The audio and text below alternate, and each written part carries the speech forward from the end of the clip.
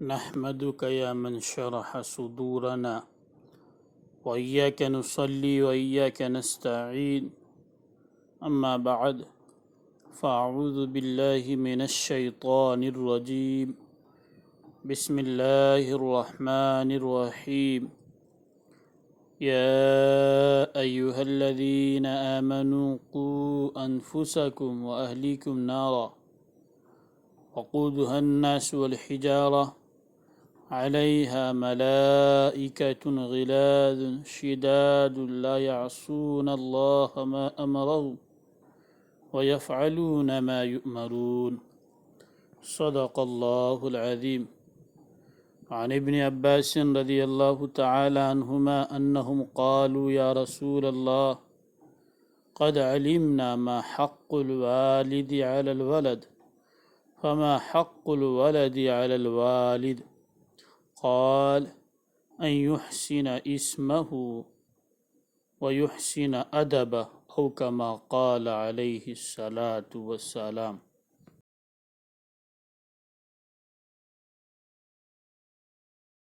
قال في موضع آخر مروا أولادكم بالصلاة وهما بناء 7 سنين واضربوهم عليها وهما بناء 10 سنين او كما قال علیہ الصلاۃ والسلام. میرے محترم بزرگوں اور عزیز ساتھیوں، چند ہفتوں سے ہم حقوق کے تعلق سے باتیں سن رہے ہیں کہ پڑوسیوں کے حقوق کیا ہے، والدین کے حقوق کیا ہے اور دیگر لوگوں کے حقوق کیا ہے. لیکن جہاں والدین کے حقوق کا تذکرہ آتا ہے تو میں نے آپ سے گزشتہ ہفتہ یہ کہا تھا کہ جہاں والدین کے حقوق کو بیان کیے جاتے ہیں تو کچھ وہ حضرات بھی ہوتے ہیں جو یہ کہتے ہیں کہ صرف والدین کے ہی حقوق ہیں، یا بلفظ دیگر یوں کہتے ہیں کہ میرے والدین ہی ایسے ہیں کہ انہیں پریشان کیا جائے وہ تکلیف میں مبتلا ہو. وہ یہ کہتے ہیں کہ بچوں کے کیا حقوق ہیں، والدین پر بھی کچھ اولاد کے حقوق ہیں یا نہیں ہے. دوستو، ہم بارہا یہ سنتے ہیں کہ والدین کے حقوق اولاد پر کیا ہے، اور یقیناً اس میں کوئی شک و شبے کی گنجائش نہیں ہے. والدین کا مرتبہ، والدین کا مقام بہت اونچا ہے. والدین کے تعلق سے اللہ کے نبی صلی اللہ علیہ وسلم نے جنت کی بشارت دی ہے والدین کی فرما برداری پر. والد کو اللہ کے نبی صلی اللہ علیہ وسلم نے جنت کا دروازہ قرار دیا ہے. تو والدین کے مقام اور مرتبے تو قرآن کریم اور احادیث مبارکہ کی روشنی میں ہے ہی، لیکن آیا یہ کہ والدین پر اولاد کے حقوق ہیں یا نہیں ہے؟ دوستو، دنیا میں اللہ رب العزت نے ایک کو دوسرے پر کچھ ذمہ داریاں ڈالی ہے، ایک کی ذمہ داریاں دوسروں پر ڈالی ہے. جس طریقے سے والدین کے حق ہیں اسی طریقے سے والدین پر بھی حق ہیں. جس طریقے سے بیوی پر شوہر کا حق ہے اسی طریقے سے شوہر پر بھی بیوی کا حق ہے. جس طریقے سے اور دیگر حقوق ہیں، تو دونوں میں سے ہر ایک کے کچھ نہ کچھ ایک دوسرے پر حقوق ہوتے ہیں. آج آپ کے سامنے کچھ وہ باتیں پیش کی جائے گی کہ جو والدین پر حقوق ہیں، اور والدین اس کی کوتاہی کی وجہ سے، والدین اس مقام کو نہ پاتے ہیں اس وجہ سے، حاصل نہ کرتے ہیں اس وجہ سے، اور وہ عزت احترام اولاد کی طرف سے انہیں نہ ملتی ہے اس وجہ سے بھی کہ وہ اولاد کے حقوق کو ادا نہیں کر سکتے. انہوں نے اولاد کے حقوق کو ادا نہیں کیا ہے. اللہ رب العزت فرماتے ہیں یا ایھا الذین آمنوا قوا انفسکم واہلیکم نارا، اے لوگو، اے ایمان والو، اپنی ذات کو، اپنے گھر والوں کو، رشتہ داروں کو اس جہنم کی آگ سے بچاؤ کہ جس کا ایندھن قودها الناس والحجارہ، کہ جس کے ایندھن انسان ہوں گے اور پتھر ہوں گے۔ دوستو، اگر حقوق کی ادائیگی نہیں کی گئی تو جنت والے اعمال نہیں سمجھے جائیں گے، جہنم والے اعمال کیے جا رہے ہیں۔ حقوق کی پامالی کی وجہ سے میں نے آپ سے یہ کہہ چکا ہے کہ حقوق کی ادائیگی نہ کرنے کی بنیاد پر ایک بندہ کل قیامت کے دن پھنس سکتا ہے۔ بندوں کے حقوق جو بندے پر ہوتے ہیں اس میں کمی اور کوتاہی کی وجہ سے اللہ رب العزت کے یہاں قیامت کے دن اس سے باز پرس ہو سکتی ہے، اور اس کو جو ملنے والا مرتبہ اور وہ جانے والے جو جنت میں تھے اپنے مقام کو حاصل کرنے کے لیے، اپنے انعامات کو پانے کے لیے، ان حقوق کی پامالی کی وجہ سے وہ جہنم تک جا سکتے ہیں۔ اللہ کے نبی صلی اللہ علیہ وسلم سے صحابہ پوچھنے لگے، انہم قالوا یا رسول اللہ قد علمنا ما حق الوالد علی الولد۔ جو آج حضرات پوچھتے ہیں، ساتھی پوچھتے ہیں کہ بچوں کے کیا حق ہے والد پر، صحابہ کرام رضوان اللہ علیہم اجمعین نے اللہ کے نبی صلی اللہ علیہ وسلم سے سوال کیا، اے اللہ کے نبی، ہمیں معلوم ہے، ہم جان چکے ہیں، آپ نے ہمیں اس تعلق سے بتا دیا ہے کہ والد کا بچوں پر کیا حق ہے۔ قد علمنا ما حق الوالد علی الولد، لیکن ہمیں یہ بھی بتاتے چلیے کہ بچوں کا والد پر کیا حق ہے۔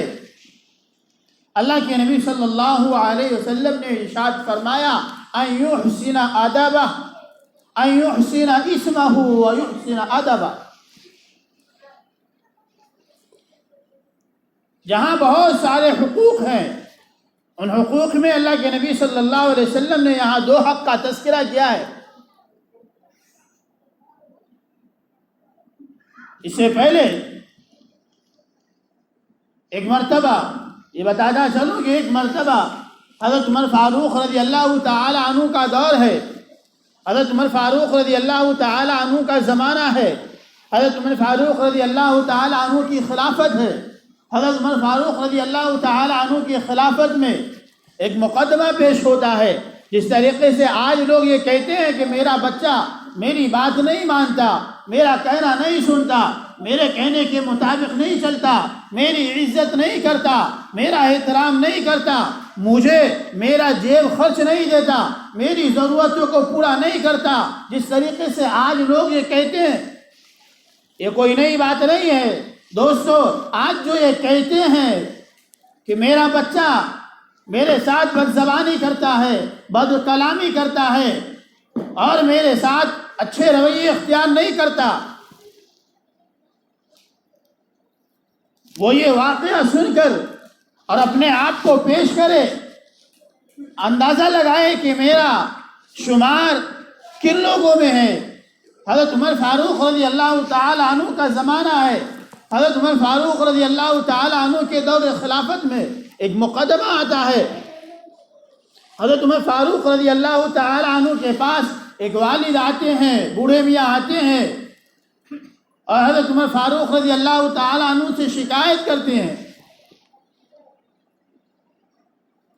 اے امیر المؤمنین، میرا ایک بچہ ہے، میری ایک اولاد ہے جو میری بات نہیں سنتا، میرے خلاف چلتا ہے، میرا کہنا نہیں مانتا، مجھے برا بھلا کہتا ہے، مجھ سے بد کلامی کرتا ہے، مجھ سے بد زبانی کرتا ہے۔ ایسا کیجئے کہ آپ ان کے سامنے والدین کے کیا حقوق ہے وہ بتا دیجئے، آپ انہیں سمجھا دیجئے۔ حضرت عمر بن خطاب رضی اللہ تعالی عنہ والد سے کہتے ہیں، جاؤ بچے کو بلا لاؤ۔ جو ہی بچہ آتا ہے حضرت عمر فاروق رضی اللہ تعالیٰ عنہ اسے سمجھانے لگتے ہیں اور والدین کے حقوق اسے بتانے لگتے ہیں۔ جو والدین کے حقوق ہیں، یقیناً والدین کے بہت زیادہ حقوق ہیں، اس میں کوئی کمی کی اور کوئی ناقدری کی گنجائش نہیں ہے۔ حضرت عمر فاروق رضی اللہ تعالی عنہ والدین کے حقوق سمجھانے لگتے ہیں، بلکہ اپنی زبان میں یہ کہیں گے تو اس بچے کو ڈانٹنے لگتے ہیں کہ اپنے والد کی بات کیوں نہیں مانتا، ان کی خدمت کیوں نہیں کرتا، ان کی زبان سے نکلے ہوئے الفاظ پر عمل کیوں نہیں کرتا، ان کی ضروریات کو پورا کیوں نہیں کرتا، لیکن جو دل جلے رہتا ہے اس کی زبان سے وہ الفاظ نکل جاتا ہے۔ چونکہ میں ایک مرتبہ آپ کے سامنے حقوق والدین پر تذکرہ کیا تھا، ایک ساتھی، ایک نوجوان بعد میں آ کر ملاقات کرتا ہے اور کہتا ہے حضرت یہ بھی بتاتے چلیے کہ والد کا جس طریقے سے مجھ پر حق ہے میرے والد پر حق ہے یا نہیں ہے، میرے والد پر حق ہے یا نہیں ہے، میری والدہ پر حق ہے یا نہیں ہے۔ اس لیے یہ میں ضروری سمجھتا ہوں کہ جہاں والدین کے حقوق کو بیان کیا جاوے وہیں اولاد کے حقوق کا بھی تذکرہ کیا جاوے۔ تو حضرت عمر بن خطاب رضی اللہ تعالی عنہ کے مقدمے میں یہ بات آتی ہے اور حضرت عمر بن خطاب رضی اللہ تعالی عنہ اس بچے کو سمجھاتے ہیں۔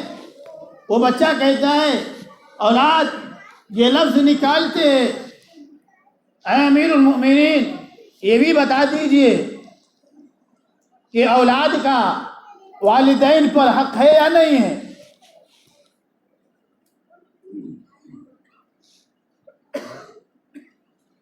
امیر المؤمنین حضرت عمر بن خطاب رضی اللہ تعالی عنہ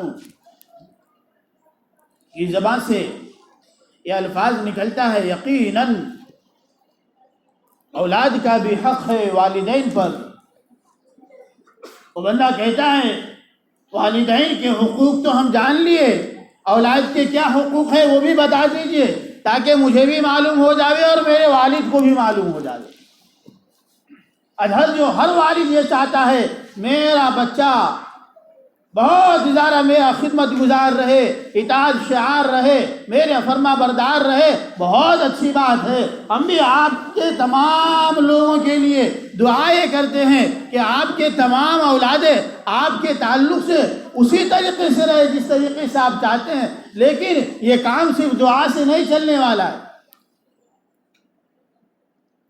حضرت عمر بن خطاب رضی اللہ تعالیٰ عنہ کہتے ہیں کہ والد پر حق یہ ہے، پہلا حق یہ ہے کہ جب وہ نکاح کرنے کا ارادہ کرے، جب وہ شادی کرنے کا ارادہ کرے تو بہترین بیوی کی تجویز کرے، بہترین زوجہ کا انتخاب کرے، یعنی دیندار دیکھ کر شادی کرے اور یہ سوچ کر شادی کرے کہ آج نہیں 1 سال بعد، 1 سال نہیں 2 سال بعد، 2 سال نہیں 4 سال بعد اگر مجھے اولاد اللہ دے گا تو میرے اولاد کی چونکہ تربیت ہونی ہے، میرے اولاد کی چونکہ پرورش ہونی ہے، اسی لیے ایسی بیوی کا انتخاب کروں جو کل ہو کہ میرے اولاد کی بہتر طریقے سے پرورش کر سکے۔ وہ دیکھ کر نکاح کا پیغام دینا ہے اور نکاح کا پیغام کو قبول کرنا ہے۔ آج یہ دیکھتے ہیں کہ حسن و جمال اعلیٰ سے اعلیٰ ہے یا نہیں ہے، آج یہ دیکھتے ہیں مالداری ہے کہ نہیں ہے، مالداری اگر ہوگا تو کچھ مل جائے گا، ضرورت کے وقت کام آ جائے گا۔ اللہ کے نبی نے فرمایا اگر کوئی بندہ مالداری کی بنیاد پر نکاح کر رہا ہے تو فقر و فاقہ کے علاوہ اسے کچھ نہیں ملے گا۔ اللہ کے نبی نے فرمایا فاظفر بذات الدین، دین کو لازم پکڑو اور دین کو دیکھ کر اپنے نکاح کی تجویز پیش کرو۔ پہلا حق جو حضرت عمر فاروق رضی اللہ تعالی عنہ بچوں کا والدین پر بیان فرما رہے ہیں وہ یہ ہے کہ بہترین بیوی کا، دیندار بیوی کا انتخاب کرے۔ اور دوسرا حق جو حضرت عمر فاروق رضی اللہ تعالی عنہ بیان فرماتے ہیں جسے حدیث میں بھی پیش کیا گیا ہے آپ کے سامنے کہ اللہ کے نبی نے فرمایا ان یحسن اسمہ، دوسرا حق یہ ہے کہ اس کا اچھا نام رکھا جائے۔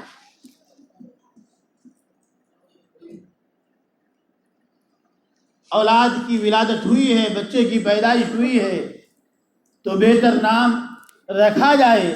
بہتر نام سے مراد یہ ہے کہ بچی ہے تو صحابیات کے نام پر نام رکھا جاوے، بچے ہیں تو انبیاء کرام کے نام پر نام رکھا جاوے، اللہ رب العزت کے ناموں کے ساتھ عبد ملا کر نام رکھا جاوے، یا کوئی ایسا معنی دار نام رکھا جاوے کہ جس کا معنی بہتر ہو۔ یہ دوسرا حق ہے۔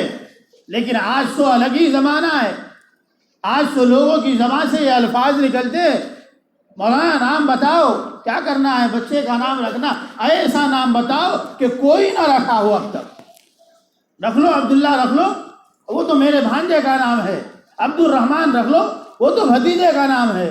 عبد الصمد رکھ لو، نہیں یہ تو پڑوس والوں کا نام ہے۔ اس طریقے سے نام بتاتے چلو، اللہ کے ناموں پر نام بتاتے چلو، اور فلاں کا ہے فلاں کا ہے، یہاں ہے رشتہ دار میں۔ انبیاء کرام کے ناموں پر نام بتاتے چلو، نہیں یہ بھی نام ہے۔ ایسا نام بتاؤ جو اب تک کوئی نہیں رکھا ہو، نیا نام بتاؤ، نہیں ہو۔ اسی طریقے سے بچیوں کے نام پہ بھی ایسے نام بتاؤ۔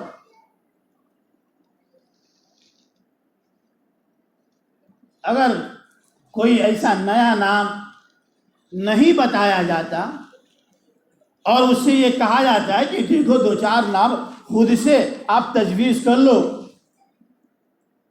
کچھ دن پہلے ایک بندہ مجھے فون کیا نام کے تعلق سے، میں نے کچھ نام پیش کیے لیکن سمجھ میں نہیں آیا۔ میں نے کہا ایسا کرو کہ آپ خود ہی کچھ نام پیش کر دو، اس میں جو بہتر نام ہوگا وہ میں آپ کے لیے تعیین کر دوں گا کہ یہ نام رکھ لو۔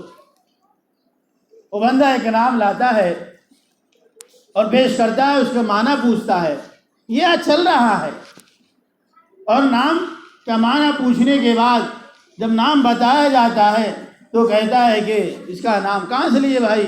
تو میں نے گوگل پر سرچ کیا تھا اور گوگل پر دیکھا تھا اور یہ نام ملا ہے۔